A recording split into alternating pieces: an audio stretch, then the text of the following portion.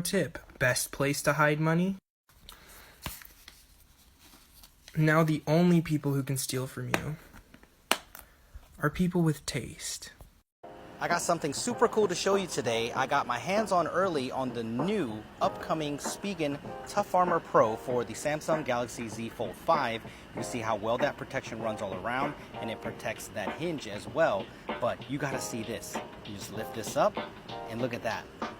The new Slim S Pen fits right in, which is great, and this doubles as a kickstand, so you get to watch your favorite content on here. That is so useful, and you get amazing protection all around. So what do you think about this? Is this the case that you've been waiting for? Do you want it? So forget about the universe for a moment and let's just look at this piece of wire. Now from very far away, this wire would look like it's one-dimensional. In that, for instance, if a little ant was living on it, you'd say, well, it can move left and right along the wire, but that's it. There's only one possibility. But then as you get closer to the wire, you realize that there's a second curled up circular dimension, the circular girth of the wire. And therefore, our microscopic ant can not only go back and forth, it can also walk around the wire, a second curled up dimension. And what this little example alerts us to is that dimensions come in two varieties. They can be obvious and long and easy to see, or they can be tiny and curled up and more difficult to detect, like the circular girth of the wire. Now, what the idea is, according to string theory, is that the fabric of the universe is much like this piece of wire, and that there are the familiar dimensions that you referred to, left, right, back, forth, up and down, and also time, but there can be additional dimensions that are tightly curled up, like the circular girth of the wire, and are so small that we haven't seen them yet, because we don't have sufficient magnifying instruments to actually peer down into the nooks and crannies of the spatial fabric and see these extra dimensions. But string theory says that they absolutely have to be there. There are at least 6, as you mentioned, and quite possibly 7 that are curled up into the fabric of the universe.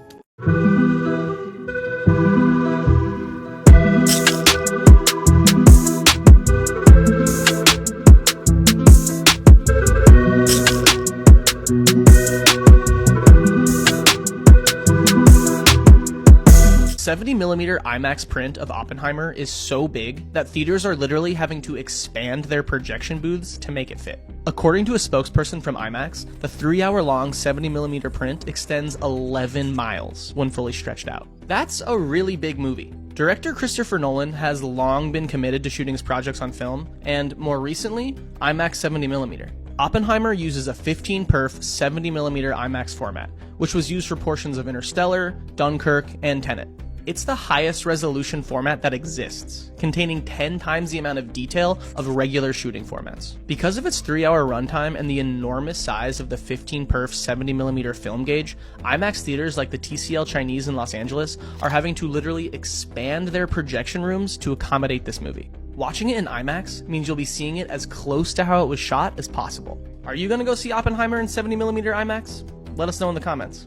If you're an Android user and you're still using the pre-installed browser, it's time to consider a better alternative like Opera, and here's why. Opera browser is not only fast and reliable, but it also has a built-in ad blocker, tracker blocker, and VPN. This means no more annoying pop-ups, your data is safe and private, and your connection is ultra secure. And you can even create your own customizable newsfeed in the browser so that you're only seeing news that is truly interesting to you and not being bombarded by distractions. And that's not it. Opera's full of even more unique features like being able to choose your own customizable wallpaper in the browser. If you want to reclaim your online privacy, speed, and control, download the Opera browser now at the link in my bio.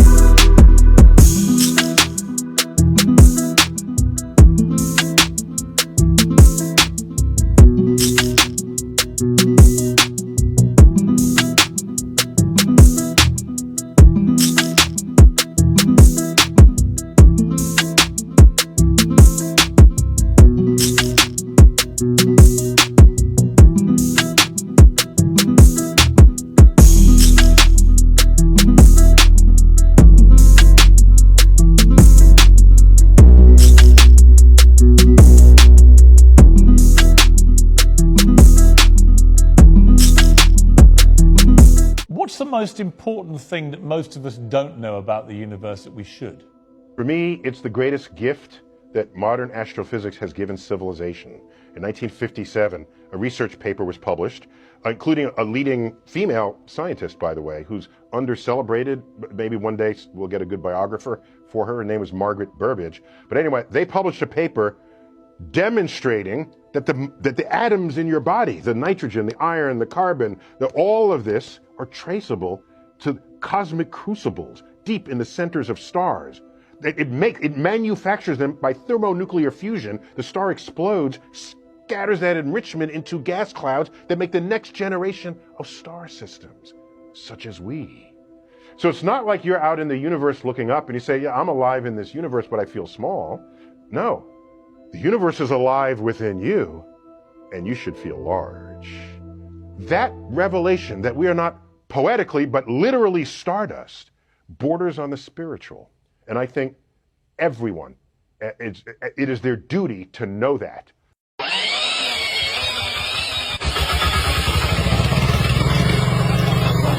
Do you know that the Barbie movie caused a global shortage of pink paint?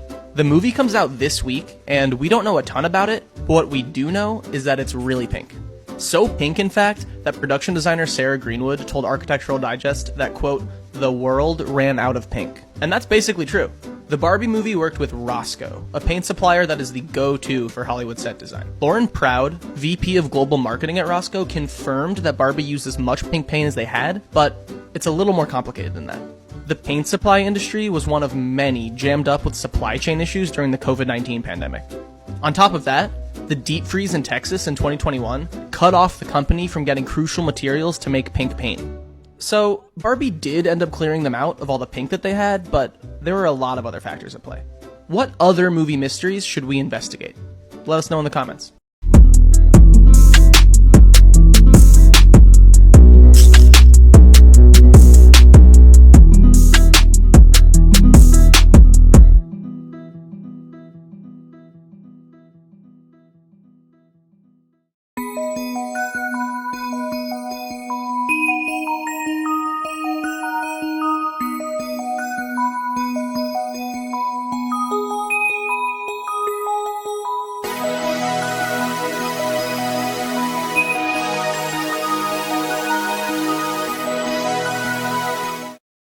Tell me something that's an absolute flex to a niche group but means nothing to the majority.